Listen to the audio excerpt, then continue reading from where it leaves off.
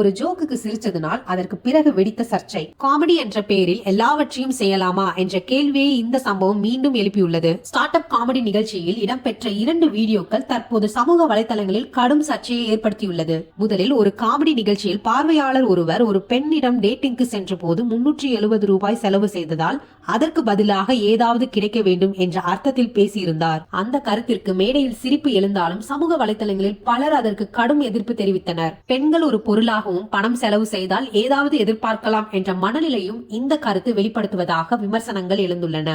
இந்த சர்ச்சை அடங்கும் முன்பே மற்றொரு வீடியோவும் இணையத்தில் வைரலானது. அதில் மருத்துவ மாணவி ஒருவர் இறந்த ஆண் நோயாளிகள் குறித்து மற்றும் அவர்கள் உடல் உறுப்புகள் குறித்து சக நண்பர்களுடன் பேசியதாக நகைச்சுவையாக குறிப்பிட்டுள்ளார். இந்த வீடியோவும் பலரின் எதிர்ப்பை சந்தித்தது. குறிப்பாக இதே கருத்தை ஒரு ஆண் பெண்ணை பற்றி பேசியிருந்தால் என்ன நடந்திருக்கும் என்ற கேள்வி சமூக வலைதளங்களில் பரவலாக விவாதிக்கப்படுகின்றன. இதையடுத்து இருவரும் மன்னிப்பு கேட்டுள்ளனர். ஆனாலும் இந்த சம்பவம் காமெடி மற்றும் அவமதிப்பு ஆகியவற்றிற்கு இடையிலான எல்லை எது என்ற விவாதத்தை மீண்டும் கிளப்பியுள்ளது. சிரிக்க வைப்பதற்காக சொல்லப்படும் ஜோக் ஒருவரின் மரியாதையோ அல்லது சமூக உணர்வுகளையோ காயப்படுத்தும் போது அது இன்னும் காமெடியா என்ற கேள்விதான் தற்போது இணையத்தில் அதிகமாக பேசப்பட்டு வருகிறது.